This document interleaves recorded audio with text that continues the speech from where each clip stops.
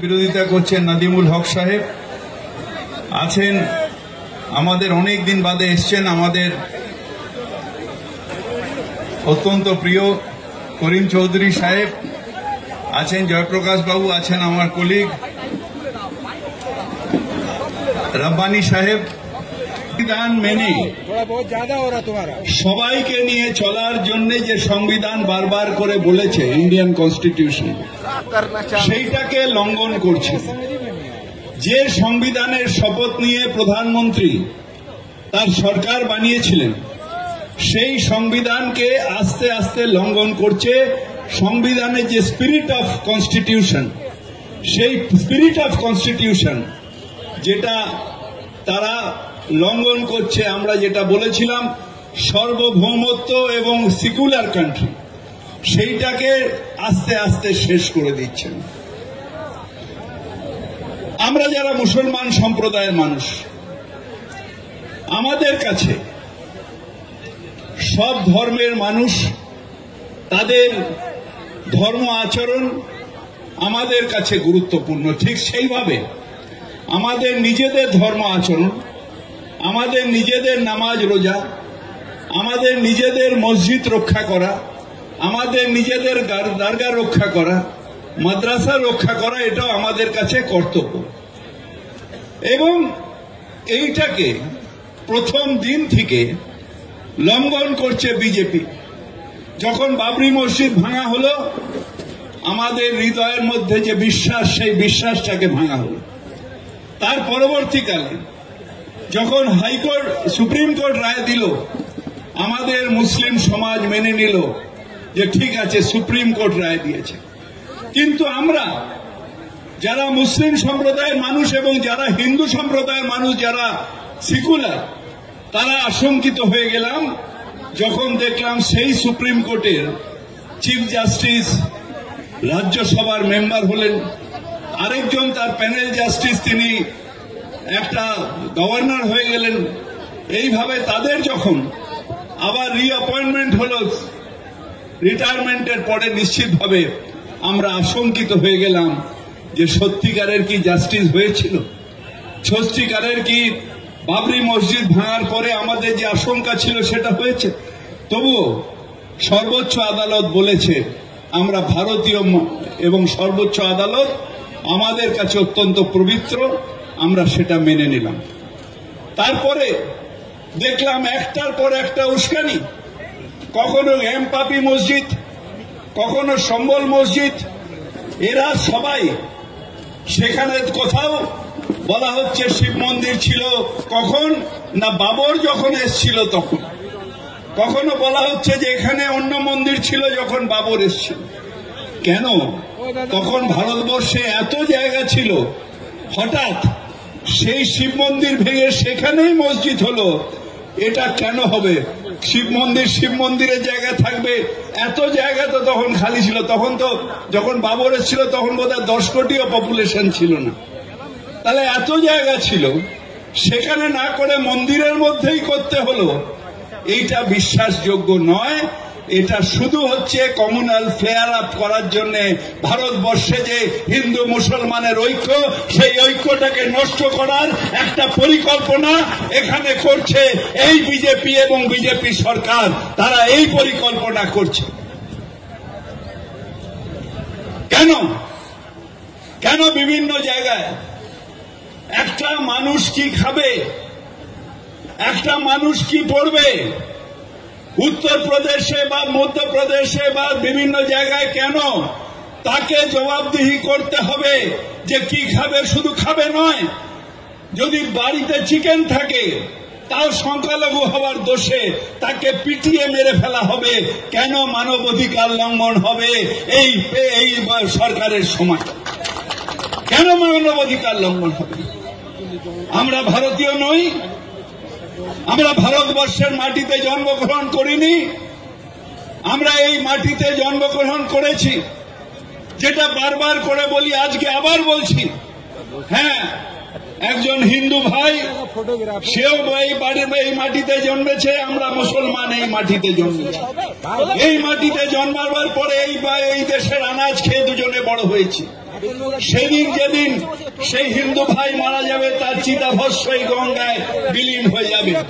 আর যেদিন আমি মারা যাব সেই দিন এই ভারতবর্ষের 6 ফিট মাটিতে আমার কবর হবে, আমার দেহ এই ভারতবর্ষের মাটিতে বিলীন হয়ে যাবে। আমি ভারতীয় নই। তাহলে কেন এই অবিচার প্রত্যেকটা মোমেন্টে? Why I have to explain? কেন আমি বারবার করে জবাব দিতে হবে? কেন প্রমাণ করতে হবে যে আমি ভারতীয়? কেন প্রমাণ করতে হবে যে ভারত মাতার জয় বলে সেও ভারতের সন্তান, যে ভারত মাতার জয় বলে না সেও ভারত মাতার সন্তান? আমাকে কেন প্রমাণ করতে হবে? I feel insulted. আমাদের সম্মানহানি হয় যখন প্রত্যেকটা মুহূর্তে পরীক্ষা দিতে হয়, তখন নিশ্চিতভাবে সম্মানহানি হয়। আজকে প্রত্যেকটা ব্যাপারে শুধু ইস্কানি। হ্যাঁ, বাংলাদেশে যেটা হচ্ছে অন্যায় হচ্ছে। কল্যাণ যেটা বলে গেল ঠিক, যে আমরা যারা সংখ্যাগুরু, যে দেশের যে সংখ্যাগুরু সংখ্যালঘু তার ছোট ভাই, তাকে প্রোটেকশন দেওয়ার দায়িত্ব এখানে সংখ্যাগুরু হিন্দুদের, ওখানে মুসলমানদের। সেটা যদি না করে থাকে অন্যায় করছে।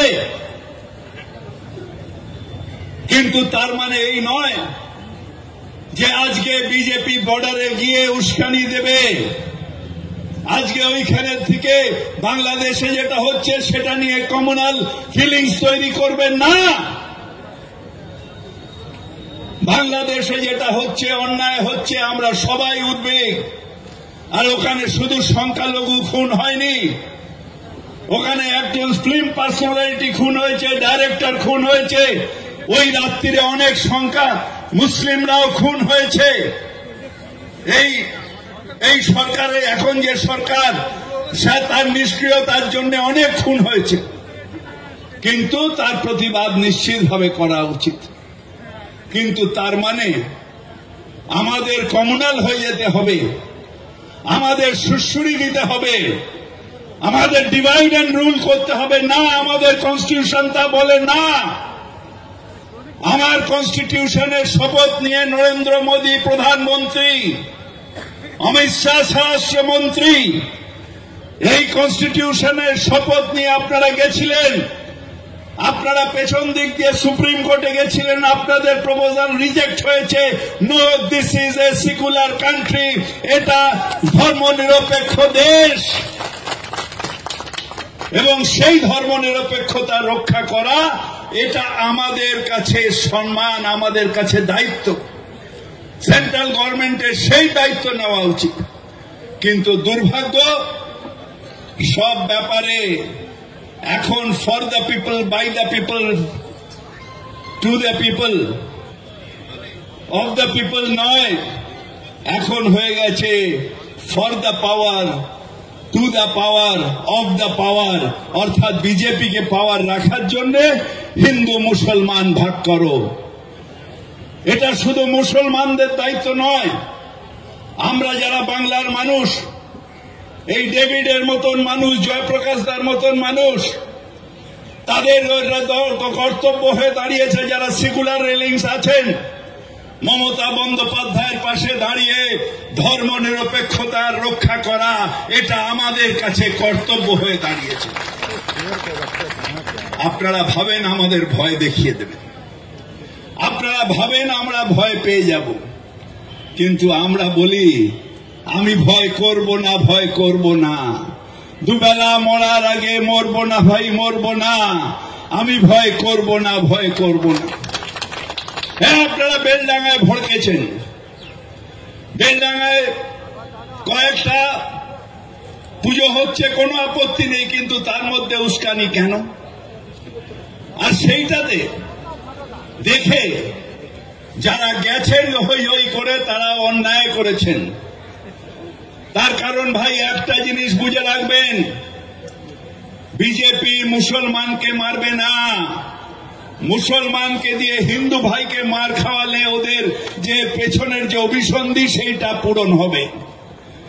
আপনাদের ভোরকে তারা চায় যে কমিউনাল ডিভিশন এইটাতে দাঙ্গা করতে, সেই দাঙ্গার থেকে আমাদের বিরত থাকতে হবে। দাঙ্গার থেকে আমাদের বিরত থাকতে হবে। যারা দাঙ্গা করবেন তারা বিজেপিকে সাহায্য করবেন, যারা দাঙ্গা করছেন তারা বিজেপির চালে পা দিচ্ছেন। দাঙ্গা মানবিকতার সবথেকে ঘৃণ্য, এবং আমাদের ইসলামও বারবার নিরীহ মানুষের উপর অত্যাচারের কাপড়ে পড়েছে। আমরা সব সময় বলি সাবার, অর্থাৎ আমাদের মধ্যে যত বেশি সাবার হবে, ইসলাম আমাদের শিখিয়েছে সাবার, এই সাবার আমাদের ধৈর্য ধরতে হবে। হঠাৎ কাগে কান নিয়ে গেল আর সবাই দৌড়লাম না, আমাদের সবাইকে বিশ্বাস করতে হবে যে আমাদের ওপরে আল্লাহ আছে। আল্লাহ কে ঘর মে দের হ্যায় মগর আন্ধের নেই। হ্যাঁ, আমাদের সেন্টিমেন্ট আছে। আমাদের যদি আগের সরকার থাকতো এখনই প্যালেস্টাইন নিয়ে কথা হতো, কিন্তু এই সরকার প্যালেস্টাইন নিয়ে কথা বলবে না, ইসরায়েলের পক্ষে থাকবে আমরা জানি। কিন্তু আমরা অপেক্ষা করব যে মানুষ, আমরা ধর্ম নিরপেক্ষতার দিকে এগোবো এবং ধর্ম নিরপেক্ষতা নিয়েই বলবো, মমতা তুমি এগিয়ে চলো, আমরা তোমার সাথে আছি, আমরা তোমার সাথে আছি, আমরা তোমার সাথে আছি। জয় হিন্দ। তৃণমূল কংগ্রেস জিন্দাবাদ, মমতা ব্যানার্জি জিন্দাবাদ।